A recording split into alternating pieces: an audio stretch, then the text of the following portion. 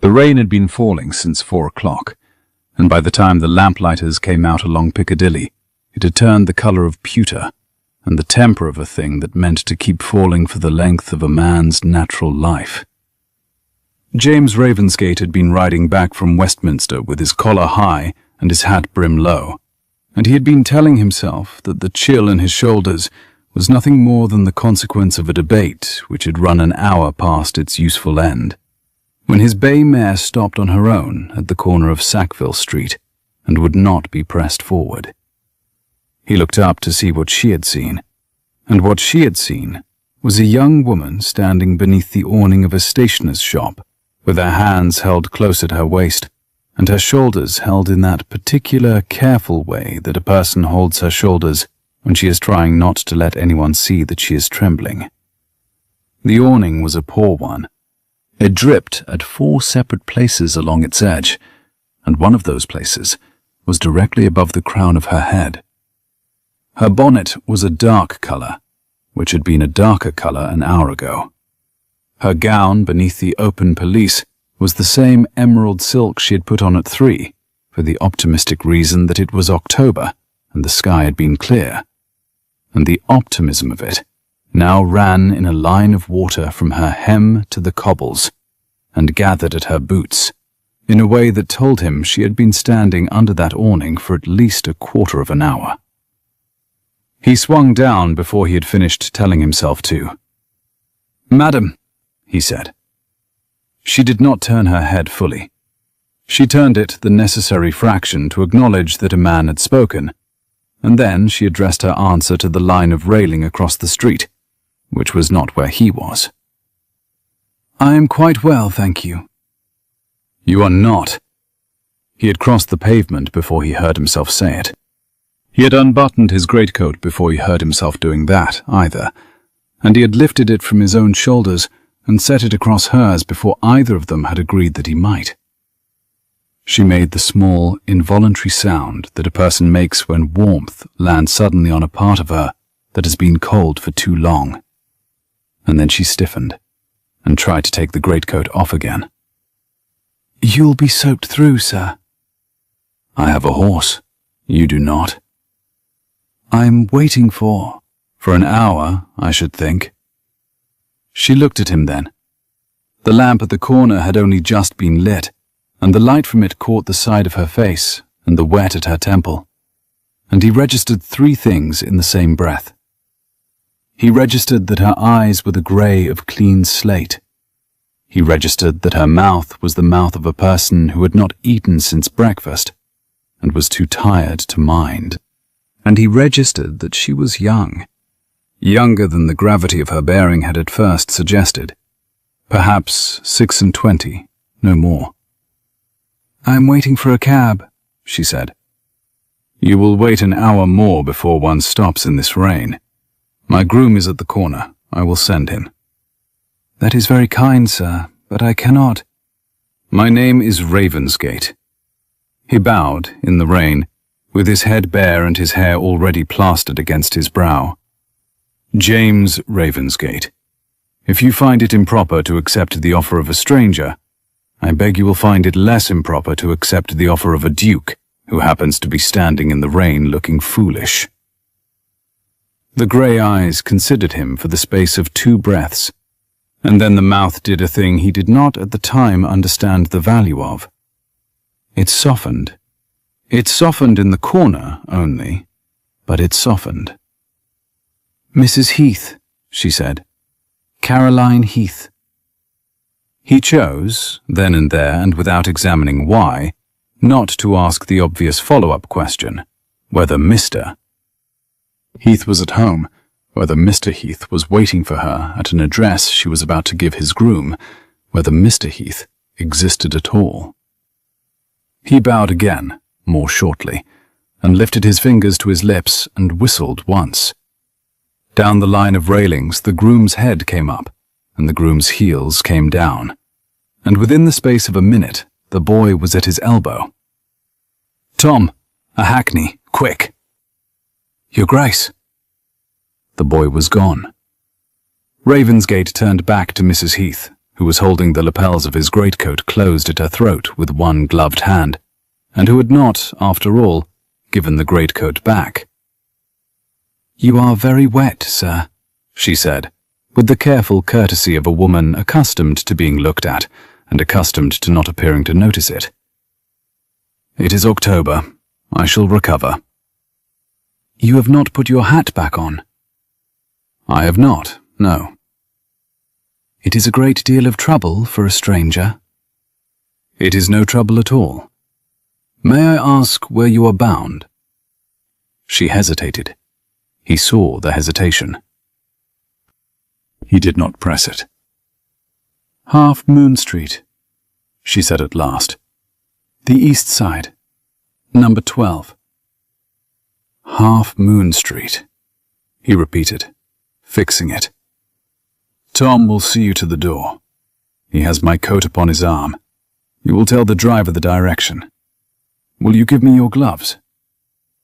She looked at him as though he had spoken in a language she had recently mastered but did not yet trust. "My gloves?" "They are wet through. I have a pair of dry ones in my saddlebag. They will be too large, but they will be warmer than the ones you are wearing, and you have at least 11 minutes of cab ride ahead of you before a kitchen fire." She drew off the wet gloves slowly. He registered, in the catalogue of registered things, that her hands were not the hands he had expected. They were the hands of a woman who had at some recent point in her life lifted and carried things that wanted lifting. Her fingers were long, the knuckles a fraction roughened, and there was a fine streak of ink along the side of her left middle finger that the rain had blurred but not quite washed away. He gave her his gloves. They were too large. She put them on anyway. "I shall return your coat, Your Grace," she said. "There is no occasion to." "There is every occasion to." "Then it must be at a moment when you are not at risk of further pneumonia." She almost smiled. He saw it. He stored it.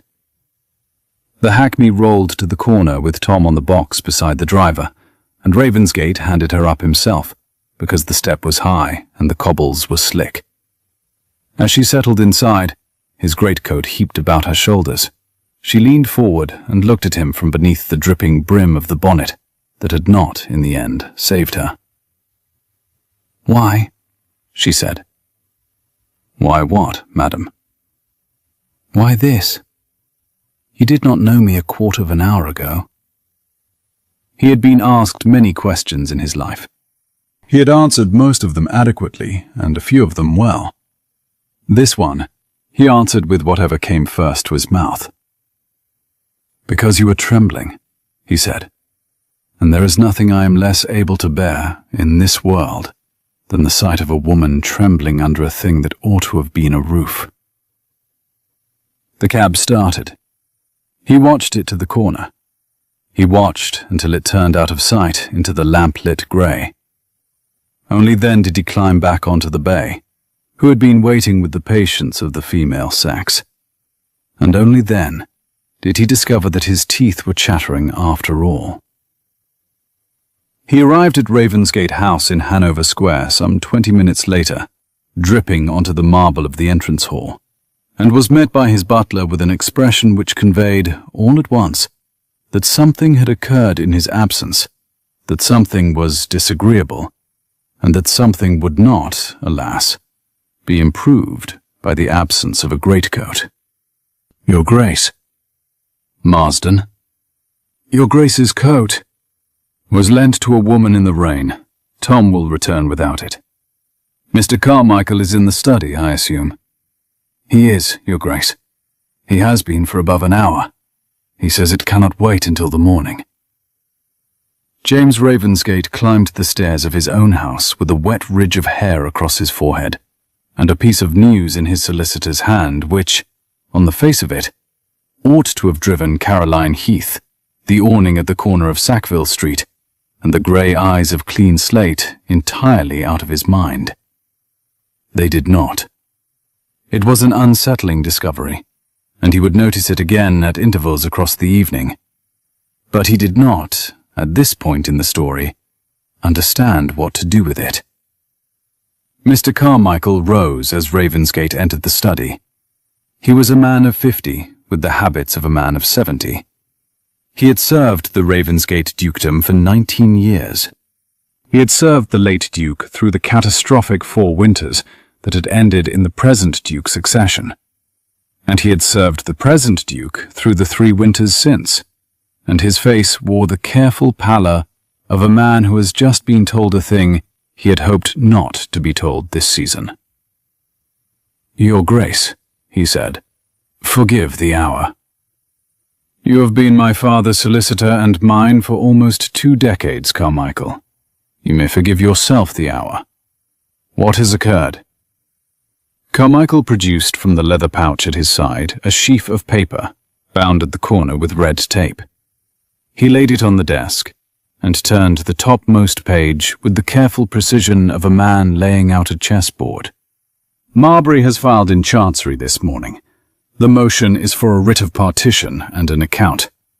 He is claiming in form that the estate is improperly held, that the conveyance of 3 winters ago, by which the late Duke's debts were retired, was procured by what he calls—" Carmichael paused and read from the page. "An undisclosed party operating without lawful standing." Ravensgate did not, for the moment, sit. He stood at the desk, with one hand braced against its edge and the other hanging at his side, and he read the line a second time as Carmichael's finger traced beneath it. "Undisclosed party," he said at length. "He means the patron." "He means the patron, Your Grace. He has been asking that question for 2 years. He has been asking it. He has now learnt the trick of asking it in Chancery. The patron. 3 words which had stood at the centre of Ravensgate's adult life, in a way he was, in his quieter moments, ashamed to admit. 3 winters ago, when his father had finally collapsed beneath a debt of £40,000 and a year of unanswered creditors, when the bailiffs had been at the lodge gate, and the Ravensgate name had been within a week of public sale. A bank draft for £40,000 had arrived at this very desk in an envelope addressed in a hand James Ravensgate had never seen, drawn upon Coots, and signed only by a clerk of the trust. There had been a single sheet of paper enclosed. "It is the wish of the undersigned," the sheet had said, "that this draft serve to retire in full the encumbrances upon the estate and house of Ravensgate. The undersigned desires no acknowledgement, no return, and no inquiry as to the identity of the giver. The undersigned wishes the Duke of Ravensgate well in his new tenure." It had been signed simply, "A debtor of the late Duke, who has at last come into a position to pay." 3 winters. 3 winters of trying not to think too often about who the debtor had been. 3 winters of accepting, slowly, that some debts cannot be repaid, because their creditors do not wish them to be. 3 winters of building the estate up around a piece of paper which had asked, in the gentlest possible terms, never to be asked about. And now, Marbury. What does he hope to do, Carmichael? He hopes, Your Grace, to compel disclosure. If the patron is named in court, the conveyance becomes a matter of public record.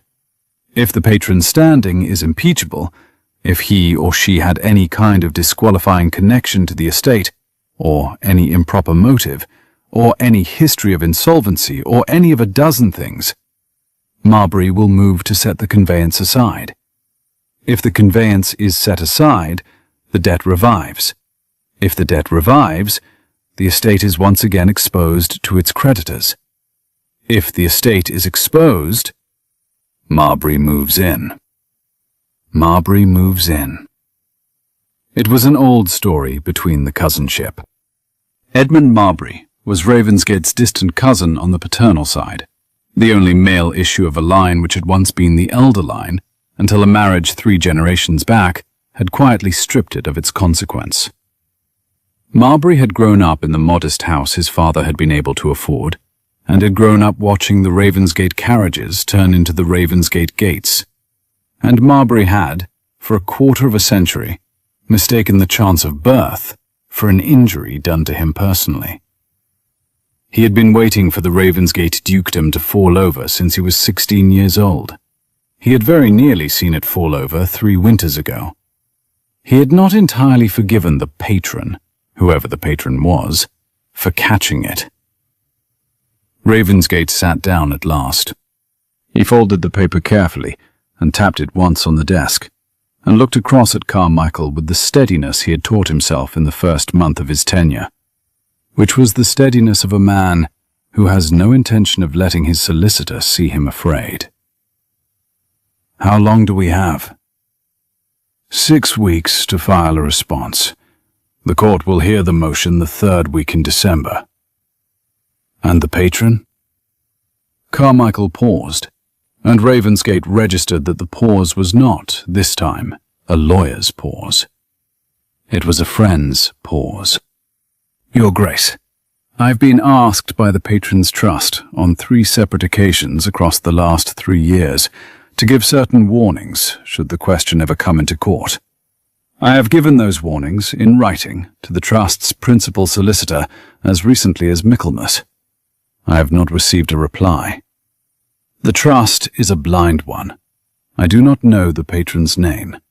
I do not know the patron's address. I know only the name of the solicitor who handles the Trust, and that gentleman is a man of such professional rigidity that I would sooner ask a stone for the time of day than ask him to break a confidence." "You know the name of the Trust solicitor?" "I do." "Tell me." Carmichael hesitated. "Mr. Pinsent, Your Grace, of Lincoln's Inn." Pinsent. Ravensgate sat with the name a moment, turning it. "Send word, in the morning, that I should be glad of a quarter of an hour with Mr. Pinsent at his convenience. Send word also that I do not intend to ask him a single question about the identity of his client. I intend only to ask him whether, in his professional judgment, the client wishes still to remain undisclosed in the face of a motion that may unmask the client without consent. Your Grace, he will refuse to meet you." "He may refuse. Let him refuse for himself." "And Marbury?" "Marbury we will address tomorrow. I am too wet tonight." Carmichael allowed himself the very small smile he permitted himself once a quarter, when his duke said a thing his late father had been incapable of saying, and he gathered up his papers and tied them once more with red tape, and bowed himself out into the corridor. Alone, Ravensgate stood and walked to the window. The rain had thinned. The square below was empty. A single hackney was turning out of the south corner, with its lamp lit, and its driver hunched, and its passenger invisible behind the streaming glass. And James Ravensgate, Duke of Ravensgate, watched it go, and thought of a woman in an emerald silk gown the colour of the river under summer, with the rain running off her hem, and a name that had been given to him with a hesitation he had registered, but had not, at the time, examined. "Mrs. Heath," she had said. "Caroline Heath." He thought of the ink along the side of her left middle finger.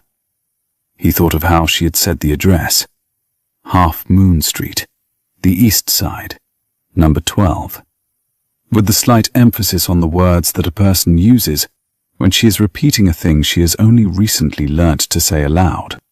He thought a number of other things which, at 8:30 on a wet October evening, in the first hour of receiving notice that a man in Lincoln's Inn was about to drag his life into court, were not things he had any business thinking at all. The hackney with the dripping lamp set Caroline Heath down outside number 12, Half Moon Street, at 7:20. The groom, Tom, handed her down with the careful neutrality of a servant who has been instructed, by a master who is no longer in the carriage to instruct him, to behave as though the master is. He carried the greatcoat as far as the threshold, and there, at her request, returned it to her arms. He bowed. He took his fee, which she pressed upon him though he protested, and he went. The butler at number 12, who had been Caroline's father's butler and was now Caroline's, opened the door himself and stood without speaking for the space of 3 seconds, while he registered what his mistress had upon her shoulders and what she did not have upon herself.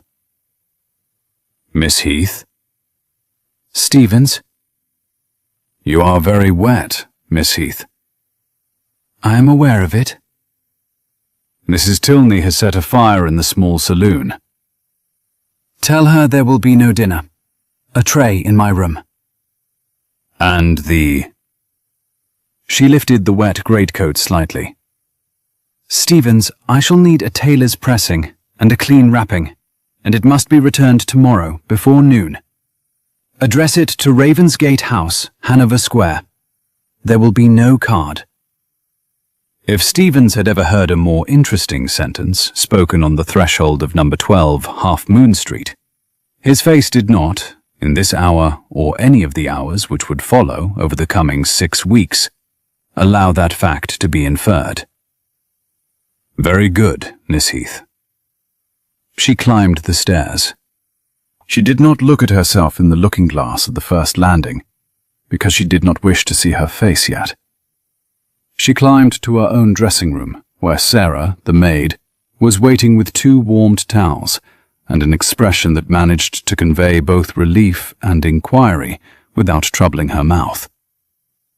"Sarah." "Miss." "There has been a kindness from a stranger. I shall need to think about it before I can speak of it. The gown is ruined. I do not mind. Lay out the indigo, please, for the morning. I shall not be dining." "Yes, miss." It was an hour later, in her own sitting-room, with the fire built up and the windows shuttered, and a single glass of warmed wine standing untouched at her elbow, that Caroline Heath did at last allow herself to look at the name she had not, until this point, allowed herself to think. Ravensgate. She had been 26 for 2 months. She had been the head of her own household for 3 years. She had been the principal of a blind trust, established at her own request and entirely without her family's knowledge before her father's death, for the same 3 years. She had been the patron of the Ravensgate estate for the same 3 years. She had never seen the Duke of Ravensgate. She had seen him, this evening, on the corner of Sackville Street in the rain, with his hat off and his hair plastered to his brow, and she had given him a name which was not strictly an untruth. Caroline Heath had been her mother's name and her own, but which had been chosen for the express purpose of not being a duchess's name, or a viscount's daughter's name, or any of the things which might cause a man with the bearing of a duke to look at her with the particular eyes that men of his class had been looking at her with for 3 seasons. He had not looked at her with those eyes. He had looked at her with the eyes of a man who had registered that a person was trembling and had failed, in some essential function of his being, to walk past. She set the wine down without drinking it. She rose. She crossed to the small desk by the window, lifted the lid, and drew out, from beneath 2 folded letters and a pressed sprig of last summer's lavender, the worn paper which was the only paper she ever kept in that desk drawer. It was a letter, 4 years old, 3 sides written in a hurried, boyish hand, which had run out of room near the end, and had crossed itself at right angles in the manner of a brother who has run out of paper before he has run out of things to say. It was addressed to her. It was signed, simply, Robert. Her brother had been lost at Waterloo, of a chest wound he had carried for 2 days, in a barn outside Mont-Saint-Jean, He had not been lost alone. He had gone, his sergeant had written her afterwards, with his hand in the hand of his commanding officer, who had refused to leave him, though 3 other men of the same rank had been waiting on the same officer for orders.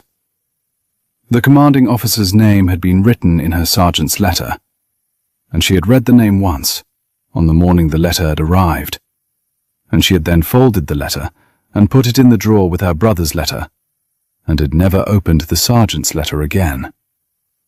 She had not needed to. She had read the name once and had remembered it, and the name had been Ravensgate.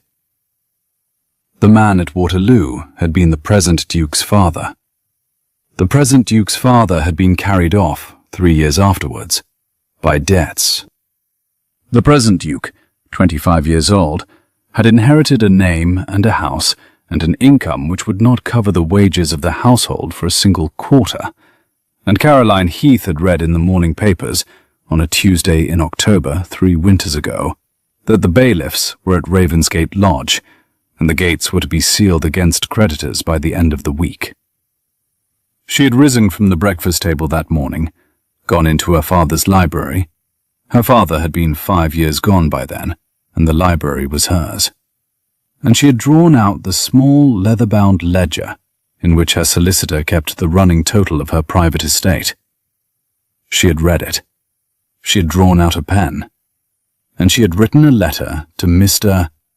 Pinsent of Lincoln's Inn, which she still kept a copy of, instructing him to establish, by the close of the following week, a blind trust drawn upon Coutts in the sum of £40,000, to be applied to the discharge of the debts of the estate and house of Ravensgate, with the express stipulation that the patron be never named and the recipient never troubled by inquiry.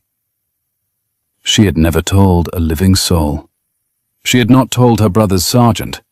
She had not told her butler. She had not, in 3 years, told the man whose father had held her brother through a night which she did not, even now, allow herself to imagine in any detail. She had told herself, when she had signed the instruction, that she was doing it because Robert's last letter had asked her to do what was needful for the family of the man who had held him through his worst night. She had told herself that the giving would not feel like a thing she was doing for herself. This was true. The giving had not felt like a thing she was doing for herself. It had not felt, until this evening on the corner of Sackville Street, like a thing she was doing for a stranger at all. She set the letter back in the drawer. She closed the lid. She sat for some time at the desk, looking at the closed lid of the desk. And at last, because she did not wish to lie to herself this evening, she said aloud, in the lit and quiet room, the thing she had not, even in private, said before. "He has very dark eyes," she said, "and he is younger than I had imagined." She rose after a while and went to bed. She did not sleep until the late hours of the morning. She did not, in the end, sleep at all. By 11 the following day, the greatcoat had been pressed and folded and wrapped in clean linen and delivered to the back door of Ravensgate House, Hanover Square, by a manservant from a job house who had been hired for the purpose and dismissed at the corner. The card on it had been Caroline's instructions. No card. The butler at Ravensgate House had received the parcel with the polite suspicion of a man whose master had returned the previous evening without an overcoat, and had at no point in the intervening 14 hours looked once at the breakfast that had been set before him. By 11:15, Marsden had laid the parcel on the desk of the study, with a note attached in his own hand. The note read only, "From Half Moon Street, Your Grace." No card. The porter who delivered it would not give a name. By 11:30, Ravensgate had finished his morning's coffee. He had read the note. He had registered the address. He had set the note down. He had risen, and he had said to Marsden, with the careful politeness of a man trying not to be observed in what he was about to do, that he believed he would walk this morning, and that he would be home by 1. By 11:45, he was on Half Moon Street. He had not, at any point in the 400 yards he had walked, settled the question of what he was going to say. He had settled the question of which house he was going to say it at. Number 12, the east side. He stood on the pavement opposite and looked across at it for the length of time it took him to ascertain that the door was painted a soft grey, and the brass plate beside it bore no name, only the number, and that the windows of the first floor were dressed in curtains of a heavier weight than was customary, and that on the second floor a window box still held, in late October, 3 pots of dark-leaved herbs, which had been recently watered. He crossed the street. He climbed the 3 steps. He rang. The door was opened, after the necessary interval, by a butler of middling age, with the very particular still face of a man who had been told, an hour ago, what he was to say to anyone who came to the door wishing to see Miss Heath. "May I help you, sir?" "His Grace the Duke of Ravensgate, presenting his compliments to Mrs. Heath." The butler's face did not change in any way, which a less practiced observer would have caught. Ravensgate caught it. The butler's eyes went, for the space of 1 heartbeat, to a point above and behind Ravensgate's left shoulder, where there was nothing. Then they came back. "I am sorry, Your Grace. There is no Mrs. Heath at this address." "Is there a Miss Heath?" The butler considered. The butler had been a Heath butler for 11 years, and had been instructed once and once only by the present Miss Heath, on the morning she had inherited her father's estate at 23, that he was at no point to lie to a gentleman on her doorstep regarding her identity, but that he was at every point to spare her the awkwardness of a name she had not chosen to give. "There is a Miss Heath, Your Grace." "I see." Ravensgate had taken the half-breath that a man takes when a thing he had half suspected has been confirmed. He did not flinch from it. He held it. "Will you be so good as to ask Miss Heath whether she would receive me, and convey my apology for the irregularity of the application?" "Your Grace's card." "You may say that the gentleman who came to the door is the gentleman she met at Sackville Street last evening. You need not, in the first instance, say anything else." The butler bowed. The butler closed the door. The butler climbed the stairs with the steady tread of a man choosing not to hurry. 3.5 minutes later, the door was opened again, and Caroline Heath stood in the doorway of her own small saloon in a morning gown of an indigo so deep it was very nearly black, with a bone-coloured shawl at her shoulders. And she watched the Duke of Ravensgate cross the threshold of her house with the steady eyes of a woman who had already, some time in the last hour, decided that there was no point in pretending. "Your Grace?" "Miss Heath." The use of the proper name landed between them with the small, clean weight of an admission. He bowed. He bowed properly this time, as a gentleman bows to a lady in her own drawing-room. She closed the door behind him. "You knew," she said. "I did not know. Your butler has confirmed it. I had suspected, when you gave the name yesterday evening, that you were not Mrs. Heath. I did not, until now, know that you were Miss Heath." "What gave it away?" "You said the address as if you had recently learned to say it aloud." She considered this for a moment, and then she did the thing she had done once the day before, at the corner of Sackville Street. The corner of her mouth softened. "That is observant of you, sir." "It is the unfortunate habit of a man who has spent 2 years in Chancery." "Will you sit down?" It was not a question. He took the chair she indicated, which was opposite a small fire and a low table on which a coffee service had been laid out, and from which no coffee had yet been poured. She poured for him. Her hand, he registered, was perfectly steady. He registered also that her cuffs at the wrist were not quite at the wrist, which was the small slip of a woman who was dressed in haste and turned them back too far. And he found the slip touched him in a way that nothing about her composure had. "Will you tell me why you came to my door, Your Grace?"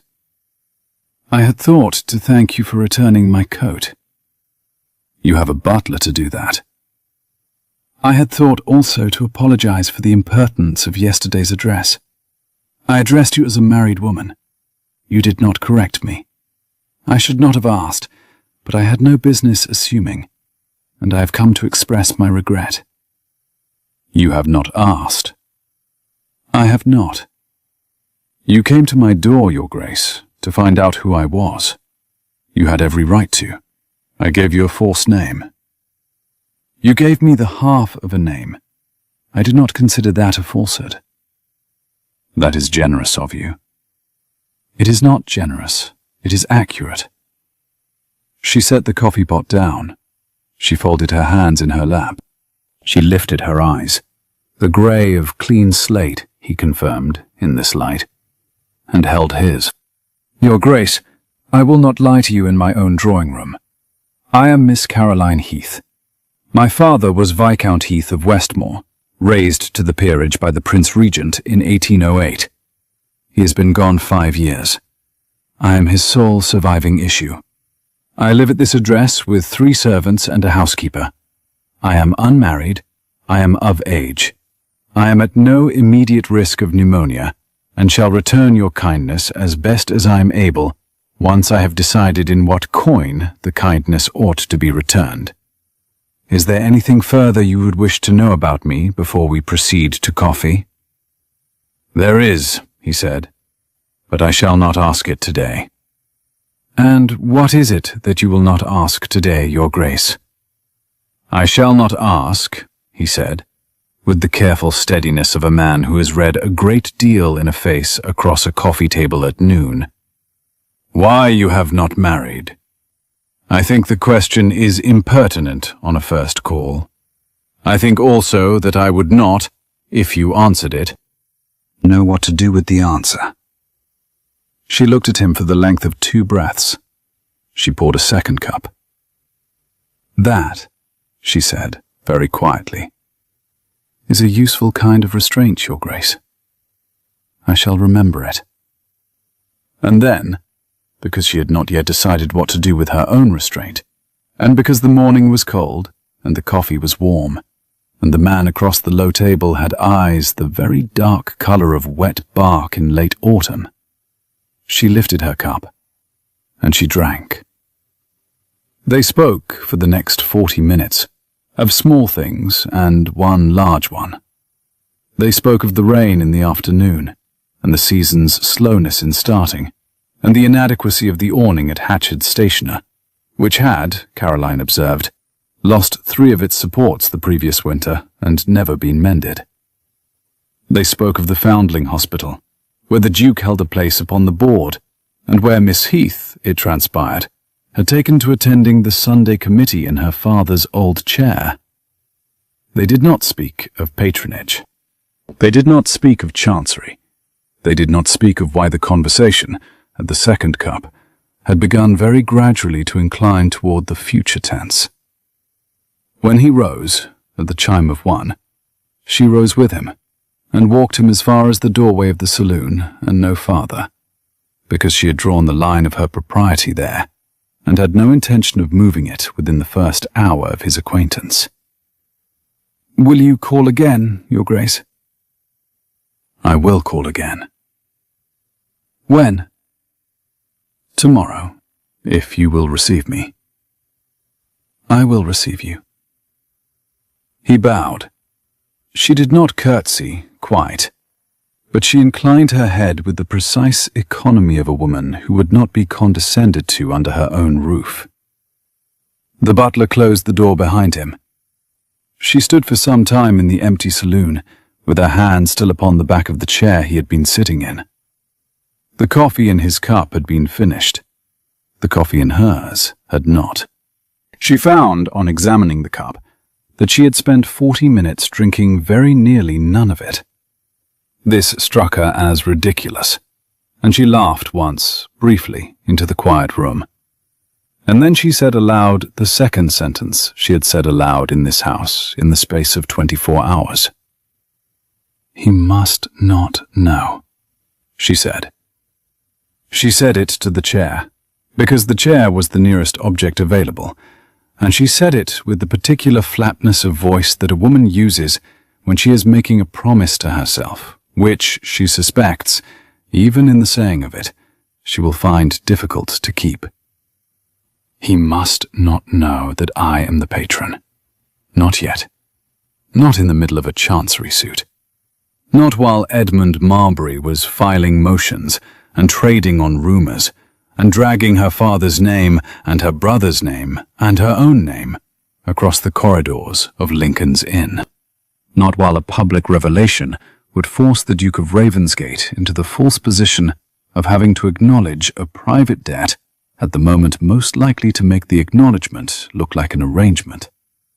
Not while she had only just begun to discover what the man at Sackville Street had looked like at the corner of his mouth, when a stranger had nearly smothered him from beneath a soaked bonnet. He must not know. She rang the bell. "Stevens, I shall write to Mr. Pinsent this afternoon. He will need to come to me at his earliest convenience. Send a boy." "Yes, Miss Heath." "And Stevens." "Miss." "I am at home this morning to no one but His Grace." "Very good, miss."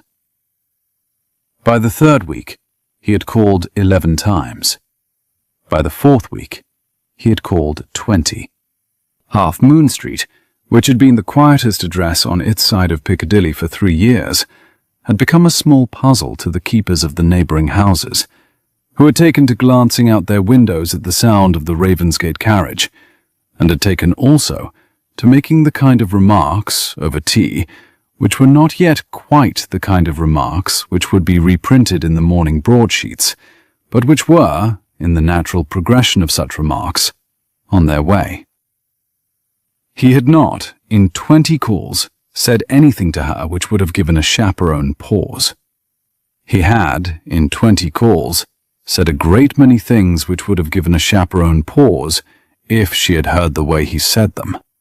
By the third week, she knew that his mother had been lost at his birth, that his sisters were 2 and married, and lived respectively at Yorkshire and at Bath, that his father had been a man who loved his county more than his children, and had loved his children better than he had loved himself, that the late Duke had served at Waterloo as a colonel of foot, and had returned from it 3 stone lighter and 10 years older, that the late Duke had wept once in his son's presence, on a January night in the 2nd year after Waterloo, and had said only that he had not been able to save them all. By the third week, he knew that her mother had been the daughter of a Bristol shipping merchant, that her father had loved her mother and had grieved her loss with the steady and unornamented grief of a man who did not believe his daughter ought to be made to share it, that her brother Robert had been 6 years her elder, and had been the steadiest creature alive between the ages of 2 and 20, that Robert had taken his lieutenancy in 1813, and had been at Quatre Bras 2 years later, and at Waterloo the day following, that Robert had not, in her opinion, ever fully understood what was about to happen to him on the morning of the 18th of June, and that this was the only thing she did not, in 23 years of loving her brother, forgive him for. He did not, in the third week, ask her whose hand had held her brother's at the end. She did not, in the third week, volunteer the answer. She was determined, between Tuesday and Friday of the fourth week, that she would not allow herself to feel for him what she had begun to feel for him, until she had concluded the chancery business in such a manner that the feeling could not be made to look transactional from the outside. This was a sensible determination. It lasted, as such determinations generally do, until Friday afternoon at 4:15, when she opened a parcel which had been delivered by a porter in the Ravensgate livery, and found within it Not the volume of Coleridge's letters, which she had requested from him at his last call, but a small carved horse of cherry wood, no larger than her thumb, with one ear chipped, and the saddle strap whittled in a hand which she knew very well. She knew very well, because she had watched it whittled at Westmore Park in the summer of 1810, when her brother Robert had been 14 years old, and had been spending 3 weeks of August carving wooden horses to give as Christmas presents to the children of the tenants. She had been 10. She had sat at his elbow on the bench by the river. She had watched the saddle strap take shape under his thumb. She had not seen the horse since the Christmas it had been given. She sat down where she stood. There was a note in the parcel. It was in Ravensgate's hand. It read, in 9 words, "I found this at the bottom of his desk." She did not, for some time, do anything at all. After a quarter of an hour, she did the thing she would later, in less guarded moments, allow herself to call the moment she had given up on the sensible determination of Tuesday to Friday. She rose. She put on her pelisse. She walked, without taking the carriage, the 8 minutes from Half Moon Street to Hanover Square, and she went to the back door of Ravensgate House because she did not, this afternoon, wish to be seen at the front. She rang the back bell. The butler opened the door, registered the lady upon the step, and let her in without a word. Ravensgate was in the study. The carved horse was in her hand. He rose when the butler announced her. He did not, in the moment of rising, finish whatever it was he had been writing. "Miss Heath." "Where," she said, "did you find this?" "At the bottom of my father's desk. It was wrapped in a piece of waxed paper. There was no note. I have only just opened the drawer this week. We have been a long time in setting his papers in order. I did not know whose it was. When I had it in my hand, you guessed." "I guessed. The whittling is the whittling of a boy. The wood is cherry. He whittled it at Westmore. I would have known the hand. It is in the way he cuts." "It is." "He gave it to my father, I think." "He gave my father a great many things he ought to have given me, and 1 or 2 he ought to have kept for himself. I had not known he had given anything to yours." "I had not known either. But the date on the waxed paper—" He turned and lifted a small folded square from the desk and held it out. He had written the date upon it, in his own hand. June the 18th, 1815. He had been carrying it, I think, in the morning. He had not, by the evening, been able to deliver it. She took the waxed paper. She unfolded it. The date was in her brother's hand, and underneath the date were 2 further words written hastily in pencil. "For him." The room went very quiet for the count of 4. He waited. He waited as a man waits beside a person whose grief has just been handed back to her after 7 years of being put away. After some time, she said, without looking up, "Thank you." "There is no thanks, Owen." "There is. You did not have to bring it to me." "I would have had to bring it to you if I had had to carry it on horseback to Devonshire in a snowstorm." She looked up. Her eyes were wet. They were not, by any stretch of the term, weeping. They were the wet of a person who has registered that an act of attention has been performed for her and has not yet decided what to do with it. "That is a very particular way to speak, Your Grace." "It is." "Why?" "Because I think you have, for some time, been carrying a thing for me which I have not been told about. And I think that the carving of my father's horse, even at second hand, is the smallest fragment of the return I would be willing to make if I knew what to make it for." He had not, in 9 words, said it. He had 9/10 of said it. She closed the waxed paper carefully and laid it on the desk. She lifted the small carved horse and put it in his hand and closed his fingers about it. She did not let go of his fingers immediately. "Keep it," she said. "He gave it to your father, not to mine. It is yours." "I cannot. You can. It was meant for him. He would have wished you to have it. And—" Her breath caught for a moment, and then she steadied herself. "And it is the only thing of my brother's which I have ever given to anyone. I should like to know that, when I have given it, it was to the person who would understand what it weighed." She let his fingers go. He put the carved horse carefully on the desk beside the waxed paper, with the precision of a man laying down a thing he intended, at some near point, to take up again. "Will you stay?" he said. "For coffee?" "For coffee?" "Yes." She stayed for coffee. They did not, on that afternoon, speak of patronage. They did not speak of chancery. They did not speak of the date upon the waxed paper, or the boy who had not, by the evening of the 18th of June, been able to deliver his Christmas present in October. They spoke of the carved horse, and of the river at Westmore, and of a fishing lesson Robert had given her at 8, and which she had failed at, and of how Robert had not, in 8 summers of fishing, ever caught a fish. She left at 5:45. She walked home. That night she lit the candle by her desk only briefly, and she opened the drawer where the 4-year-old letter was kept, and looked at it once before closing the drawer again. She had not needed to read it. She had read it in the last 3 years, often enough to recite it. The first move from Edmund Marbury was a small one, and not, to a person who did not know Marbury, particularly alarming. The second move was less small.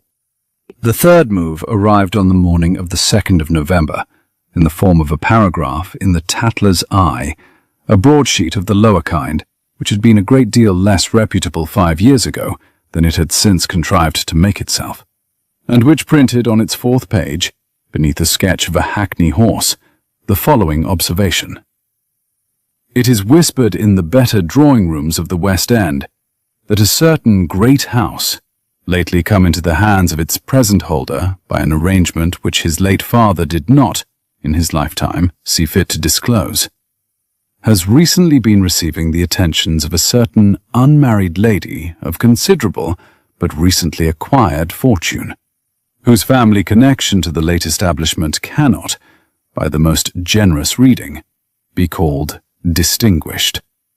The connection between the unnamed lady and the irregularity of the conveyance is at present unproven. That it ought to be proven, in the interest of the public, is the considered opinion of this paper."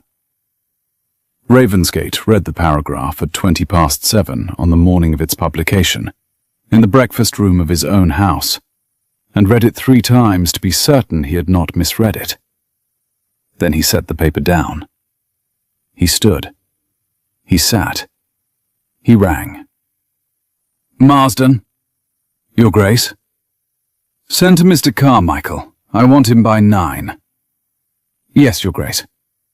"And Marsden." "Your Grace." "My carriage at 8:30. "Where shall I direct the coachman, Your Grace?" "Half Moon Street." She had read it before he had arrived. The Tatler's Eye had been delivered to her own table at 7:30, because she had instructed Stevens, 3 weeks ago, that any and every broadsheet which made any reference to the Ravensgate matter was to be on her plate at breakfast. She had read the paragraph once. She had folded the paper. She had finished her coffee. She had put on the indigo morning gown and the bone-coloured shawl, and she had sat in the small saloon with the carved horse upon the mantel. Ravensgate had returned it to her last week, in its waxed paper, with a note saying it was, after all, hers. And she had waited.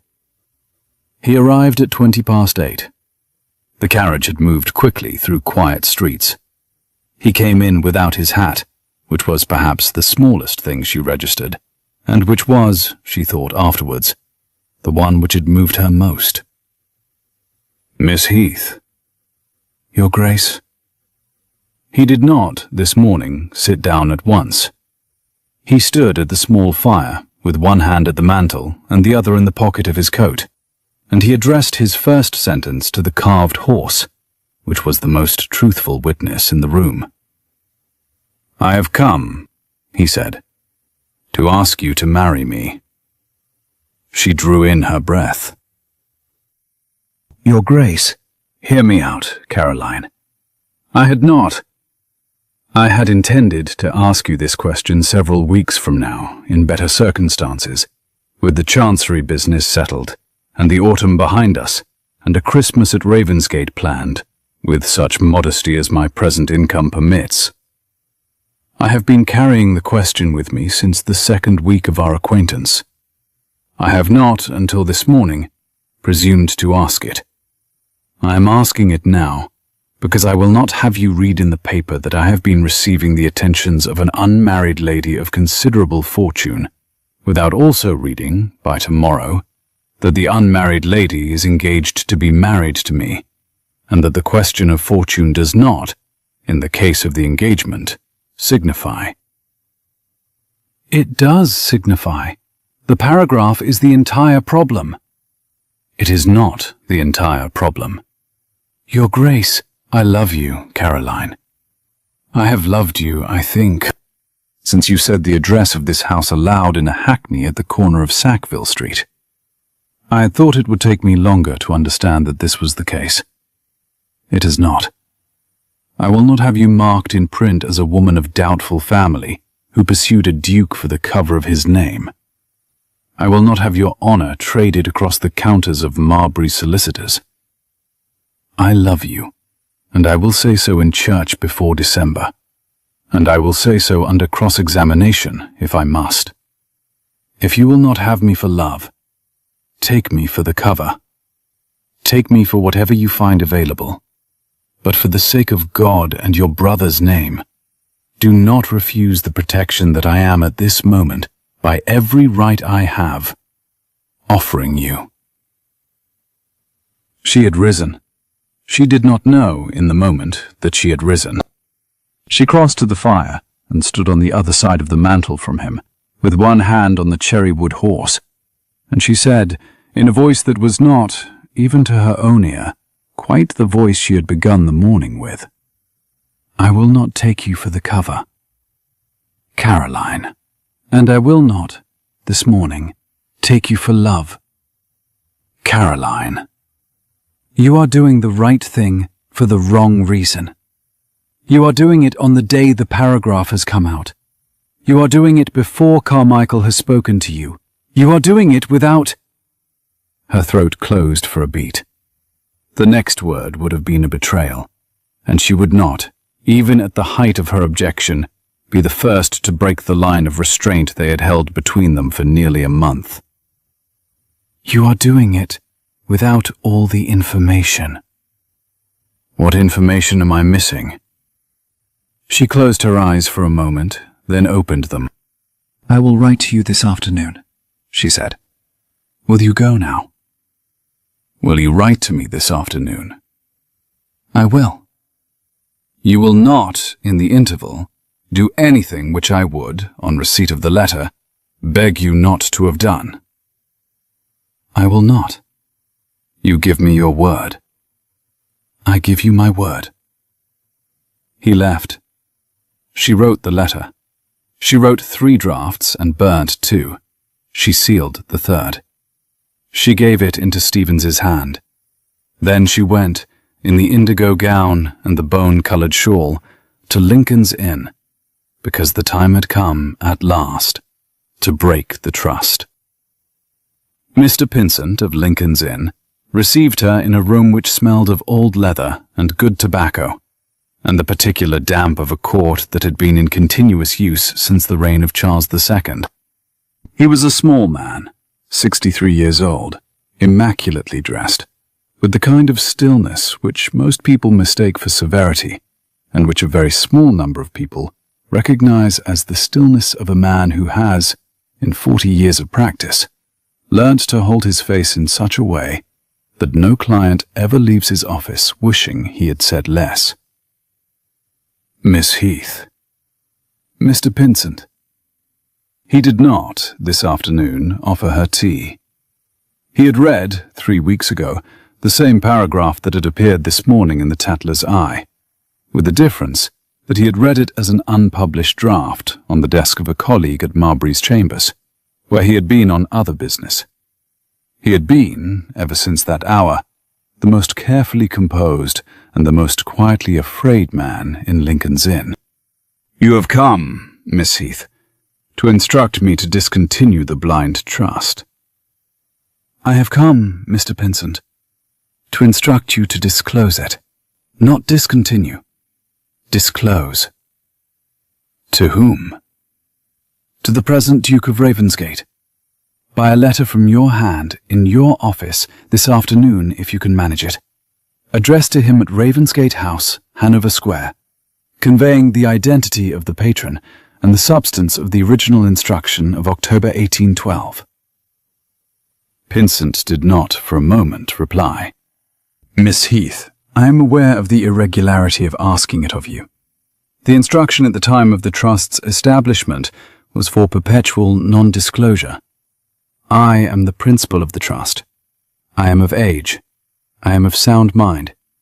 I am instructing you to amend the perpetual non-disclosure clause to a disclosure to the Duke, and to the Duke alone, with my signature and seal upon the amendment in your presence this afternoon. The disclosure is to remain confidential to him. It is not, on any account, to be made known to Mr. Marbury or to Mr. Marbury's representatives. Miss Heath, you understand that any disclosure made by my hand in writing may, in Chancery, be subpoenaed by the opposing side. Marbury is within his rights to compel me to produce my correspondence with the Duke if he can show cause." "I understand." "You understand also that if the disclosure becomes a matter of court record, your patronage will become a matter of public record, and the consequences for your reputation—" "I understand, Mr. Pinsent. I understand them very thoroughly. I will not have the Duke ask me to marry him without knowing whom he is asking." The slightest, the most fractional change moved across the face of Mr. Pinsent of Lincoln's Inn. It was not a smile. It was the muscular cousin of a smile that lawyers permit themselves once a decade. "Miss Heath, you will sign the amendment in this office in 20 minutes' time. I will draft it in your presence. The letter will be at Ravensgate House by 5:30. I will, on this occasion, deliver it myself." "Thank you, Mr. Pinsent. It is not— I beg your pardon. It is not, I think, a small thing you have asked me to do today. I have asked you, Mr. Pinsent, to do the thing my brother would have asked me to do, had he lived to see this morning. I have asked you to behave as though the courts of England were a place where the truth might still occasionally be heard. I am sorry to make the request of you. I am not, at this point in the matter, willing to ask it of anyone less honest than yourself." He bowed. He said nothing further. He drafted the amendment. She signed it. The letter went out by Pinsent's own hand at 5 o'clock.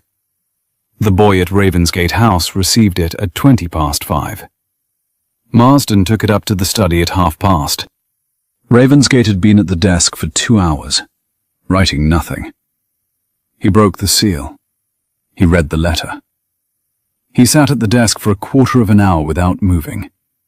Then he got up. He did not, at any point in the quarter of an hour, ring the bell. Caroline returned to Half Moon Street at 7:20. She climbed the stairs to her own sitting room. She did not go to the window. She did not light the second candle. She sat in the small armchair beside the fire with her hands folded in her lap, and she did the thing she had not, in 3 years of being the principal of a blind trust, allowed herself to do at any point. She let herself believe, for 1 full minute, the worst thing it was possible to believe. He had courted her for the connection. The proposal had come, not from need, but from calculation, the only kind of need a duke could afford. He had not known, yet, that she was the patron when he had come to her this morning. He had suspected. He had suspected for at least a week, perhaps longer. The carved horse had been a test, deliberately laid. Pinsent's letter would confirm what he had already begun to assemble in the second drawer of his father's desk, and the marriage would be the elegant resolution he required. A Duchess of Ravensgate, who, by virtue of being a Duchess of Ravensgate, could not be subpoenaed against the Ravensgate interest, and whose patronage, on becoming the property of her husband at the moment of the marriage, would cease to be evidence of an irregular conveyance and would become, instead, the unimpeachable settlement of a bride upon her own husband's estate. He had not lied to her. He had loved her. He had loved her precisely as much as he had needed to. He had asked her in the same hour the paragraph appeared because, by the calendar of his own interest, this was the hour the asking was most needed. She had been a season's diversion, no more. She had been the convenient solution to a chancery problem. She had been a fool to believe that a man of his standing had, in fact, stopped his horse at Sackville Street because she had been trembling. She held the belief in her hand for a full minute. She held it the way one holds a hot iron, without setting it down, without dropping it, registering the burn. At the end of the minute, she set the belief down, deliberately and without ceremony, and she rose, and she crossed to the writing desk by the window, because she had promised, before she had let herself believe the worst, that she would not act upon any version of the worst until she had heard from him directly. The letter she had written him at 3 was already in his hand. The letter Pinsent had written him at 5 was now also in his hand. She had given her word. She would, on her word, wait. She waited. She waited until midnight. She waited until 2. At 2:15, when no carriage had stopped, no letter had come, and no knock had been heard at the door, she allowed herself the second and final luxury of the evening. She rose from the chair by the desk, and she stood at the window in the dark, and she looked out at the empty street, and she said aloud the second sentence of the day she had not been able to say in the light. "I will leave by 2:15, she said, "and I will not write to him again." She was, when she said it, already in the position of having waited until 2:15 without him having written to her. She was using the language of futurity to dignify a thing that had, in plain fact, already happened. She knew this. She let it stand. She went to bed at 3. She did not sleep. The letter from Ravensgate arrived at 9:30 the following morning. It had been written, the postscript said, at midnight, and held back from the post by his own hand, because he had wished to deliver it himself, and had, in the end, decided that the irregularity of presenting himself unannounced at Miss Heath's door at 5 minutes past midnight was the kind of irregularity which Miss Heath would, in her present mood, be entitled to refuse. Caroline broke the seal at her own breakfast table, with Stevens standing as far across the room as the room allowed. The letter was 4 sides long, and was not, in any of its 4 sides, a calculation. It read, in part, "You have asked me what information I was missing. Pinsent's letter has supplied it. I am writing to you now because I understand, having read his letter twice, that I am the most ungrateful living man in Britain, and that this is a thing you have known about me for 3 years, and have not, by the kindness of your own hand, mentioned. I do not know how to address you. I have spent the hours between 5 o'clock and now turning the question of what I owe you in my mind. and I have concluded, in the end, that what I owe you is in no way related to the conveyance of October 1812, and is in every way related to the woman who stood at Sackville Street on a wet evening last October, and was, in spite of everything I now know about her, prepared to give me her gloves. I withdraw, by this letter, the proposal of marriage I made you yesterday morning at 8:20. I withdraw it because I do not wish you ever to be in the position of wondering whether I asked it because of the conveyance, or because of the paragraph in the Tatler's Eye, or because of the Chancery suit, or for any reason at all other than the one I gave you. I will make you the same proposal again, if you will let me, on a day when none of these other reasons are in operation. I will make it at Christmas, or at Easter, or at any hour after the suit has been settled, and the paragraph has been retracted, and the patronage has, by my own action and not by yours, been placed beyond any imputation of impropriety. I will make it when the only thing left in the room is the question of whether you will have me. Until that hour, I beg you to consider yourself in no way committed to the proposal of yesterday morning, in no way obligated by my expression of affection, and in no way pursued in any way whatsoever by me, unless you wish to be. The patron's gift of 3 winters ago was not, and is not, the property of the present Duke. It was, and is, the gift of a private creditor to a private debtor. I have written to Carmichael this morning, instructing him to enter a counterpleading at Chancery, declaring the conveyance the act of a third party of unimpeachable standing, and resisting any motion that the patron be named. If Marbury wishes to have the patron's name, he will have to have my own first. I will give him neither. I love you, Caroline. I have loved you since Sackville Street, and shall continue to love you whether you marry me or not, and shall be ashamed for the rest of my life if my ingratitude to you has cost you a single hour of further sleep. The carved horse is yours. The greatcoat was a thing I had 10 of. The gloves were of no consequence. I remain your servant, in whatever measure you will permit me to be. R. She read the letter 3 times. She set it down. She walked to the window. She lifted the carved horse from the mantel, where she had set it down the previous afternoon, before going to Lincoln's Inn, and she stood at the window, with the horse in her hand, and the letter on the breakfast table, and the morning sun thinning the last of the autumn fog from the railings opposite, and she said aloud, to no one in particular, and to herself in every particular, I have been a great fool. Stevens, across the room, permitted himself no expression of any kind. Stevens?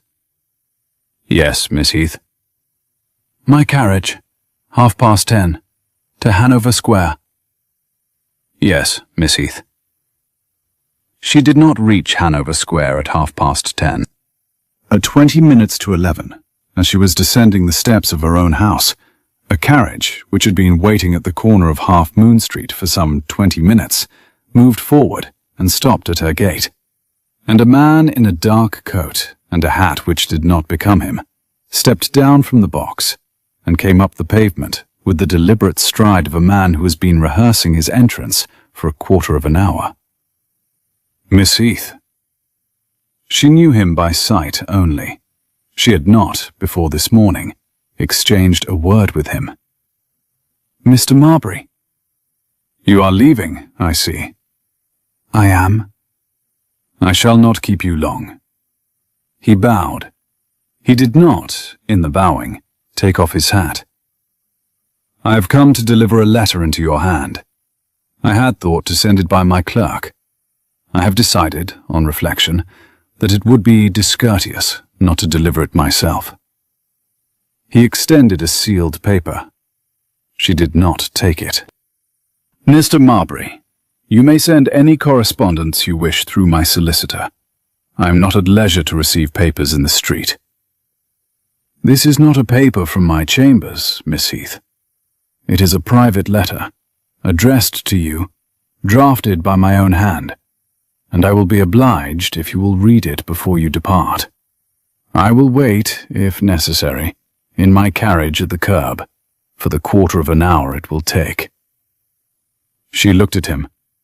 She did, after all, take the letter. She broke the seal at the foot of her own steps. She read it. She read it a second time. She did not, in either reading, change her expression. It was a paragraph of 6 lines. It informed her that Mr.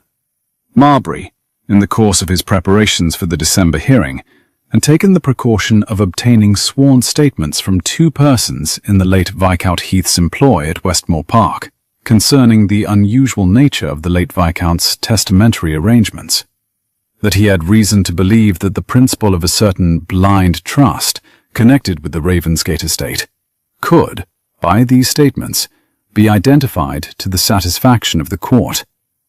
That he was, however, a gentleman, and was unwilling to subject any lady of his acquaintance to the indignity of a public examination, and that he was, accordingly, prepared to withdraw his motion for partition and account, in writing under his own hand, in the case that Miss Heath would do him the honour of considering an alternative arrangement with respect to the disposition of her unmarried estate. Marbury was proposing marriage.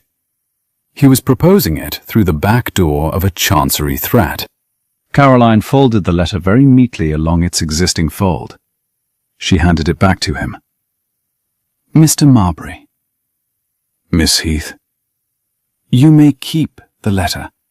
I have memorized the substance of it. I have one question."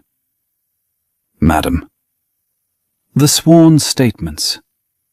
Are they real?" Marbury's eyes, pale, set close, the eyes of a man who had spent the morning rehearsing, did not quite hold steady. They went, for the space of a heartbeat, to the railing across the street. "They are. They are not. Madam, Mr. Marbury, my father had 4 servants at Westmore Park in the year of his death. 3 of them are deceased. The 4th is my own housekeeper, and has been since I was 12.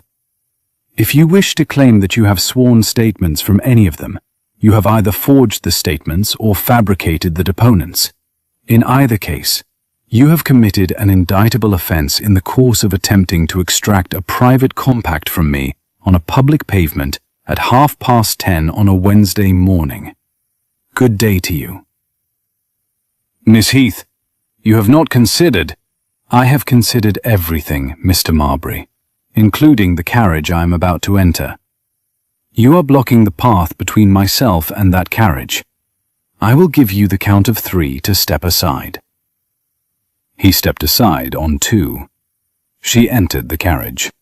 She gave the direction to her coachman, in a voice steady enough that the coachman, who had been in her father's service for 15 years, and knew the various pitches of his mistress's voice as well as he knew the gait of the off-horse, registered for the first time in 3 years that something in the carriage above his shoulder had changed. "Hanover Square."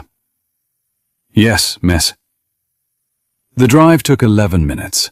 She did not, in any of the 11 minutes, look out of the window.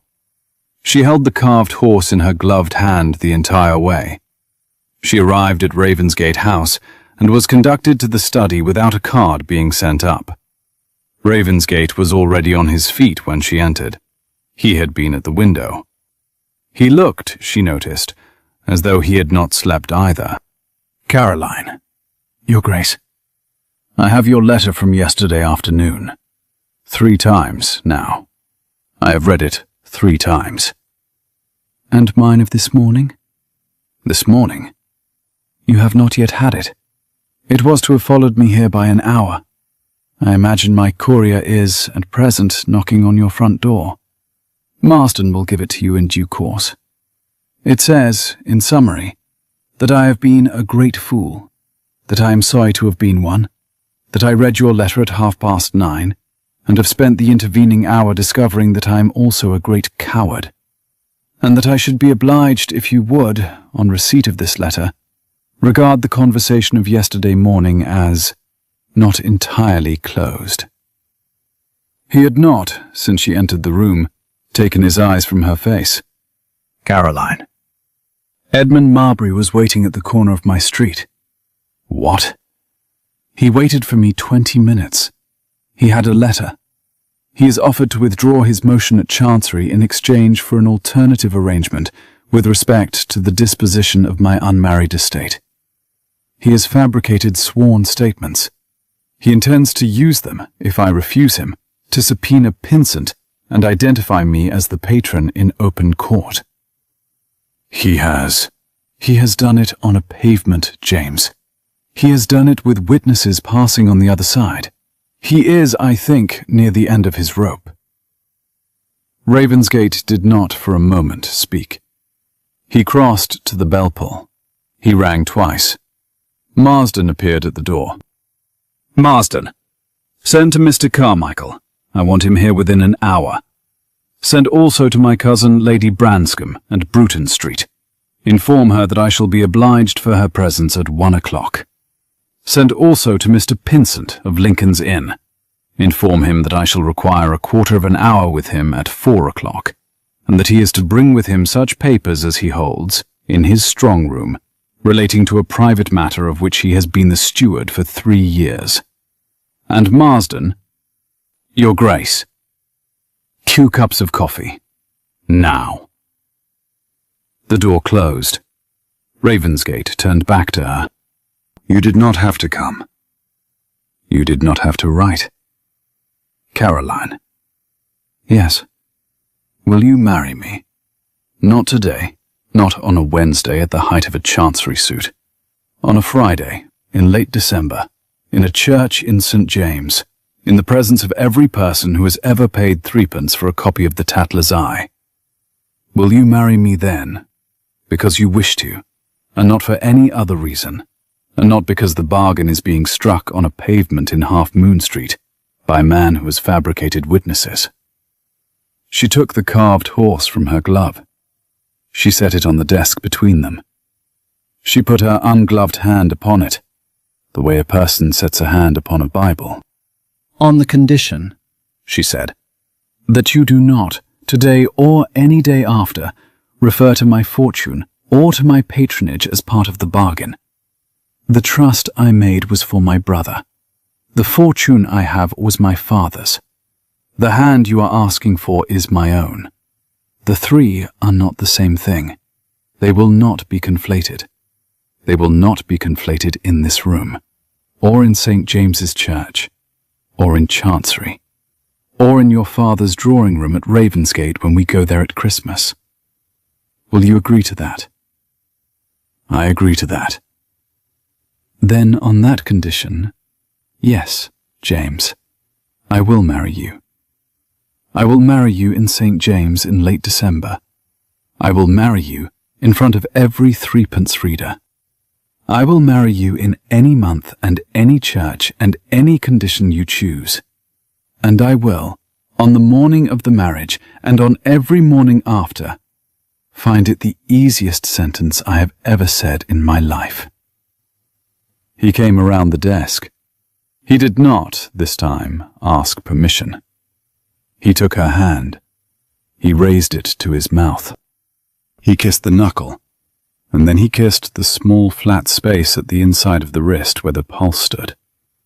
And he did not let go of her fingers for what felt to both of them like a very long time, and was, in fact, the length of the second cup of coffee being poured downstairs. She did not, on that morning, leave Ravensgate House until 3:30.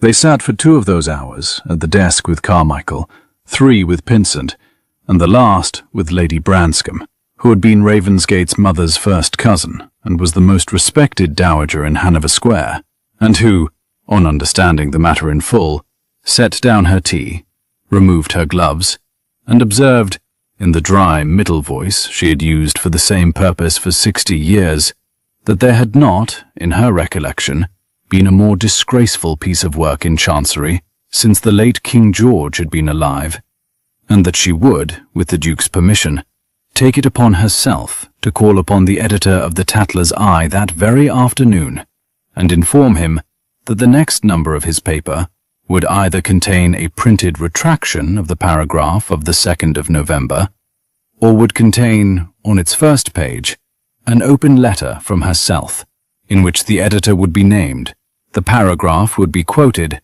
and the source of the paragraph would be identified by name. The editor had been, by 4:30, the second most quietly afraid man in London. The retraction appeared on the morning of the 4th. It was 3 lines long and unsigned. It expressed regret for an unverified item printed on the 2nd instant, and noted that the editor of the paper held no evidence to support the imputations of irregularity it had contained. It was the smallest retraction the editor had ever printed, and the largest, in pure consequence to him, he ever would. Marbury filed 2 further motions in the week which followed. Both were dismissed. On the 3rd motion, he ran out of money. He came, on the morning of the 18th of November, to Ravensgate House. He had not been invited.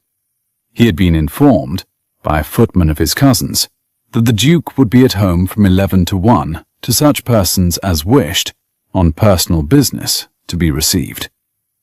He arrived at 11:20. He was not alone. Carmichael was there, Pinsent was there, Lady Branscombe was there, and Caroline was there, in a gown of dark bronze travelling silk and a fichu of bone-coloured lace, standing on the Duke's side of the long table in the small writing-room which adjoined the study. Mr. Marbury. Your Grace, Miss Heath, Lady Branscombe. You wished to speak, Edmund? Marbury did not, at first, speak.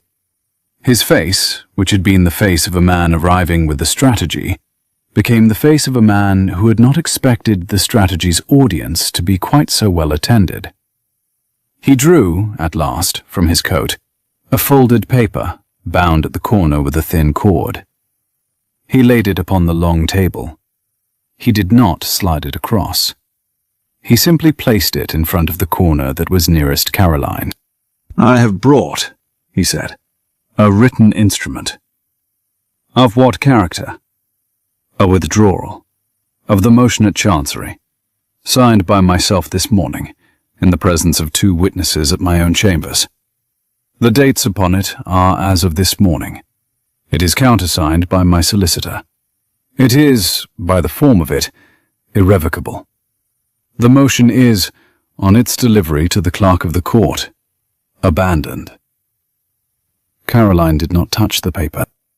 She looked, instead, at Edmund Marbury, and she said, with the careful courtesy of a woman addressing a man on her own ground, "Why?" "Lady Branscombe has informed me that she is in possession of a piece of correspondence, which my own clerk had been instructed to deny existed.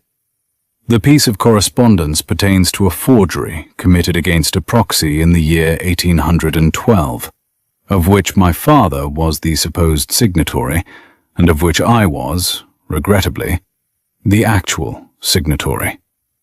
The piece of correspondence is held, at present, in the strong room of Mr. Pinsent at Lincoln's Inn. I have been given to understand that it will remain there, on the condition that my motion is withdrawn this morning, and is not refiled by any party representing my interest, now, or at any future date. I have signed the withdrawal on those terms." Lady Branscombe, on the Duke's other side, inclined her head 1/4 inch in confirmation. Caroline lifted the paper. She unbound the cord. She turned the leaves. There were 3 leaves, written in a clerk's hand, and signed at the foot of the 3rd by Edmund Marbury, the Earl of Marbury, in a signature she had not seen before today. She read aloud, in a voice that filled the small writing-room without raising itself to fill it. "And I do hereby withdraw, abandon, and discontinue, in full and without reservation, The motion lodged in the Court of Chancery on the 11th day of October instant, in the matter of Marbury versus Ravensgate. And I do hereby covenant, by my hand and seal, that no successor action, motion, or proceeding shall be brought by myself, my heirs, or my representatives, against the present Duke of Ravensgate, or against the patron of the conveyance of October 1812, on any ground whatsoever, for so long as the patron and the present Duke shall live. She set the paper down. She looked up at Marbury. "You will sign this also," she said, "before us, on a fresh sheet, by a sentence I shall dictate." "Madam, you will write the sentence in your own hand, Edmund. You will write that you regret the publication of the paragraph in the Tatler's Eye of the 2nd of November, and that the source of that paragraph was yourself. You will sign that sentence. You will date it. You will give the sheet to Lady Branscombe. She will not, while we live, publish it.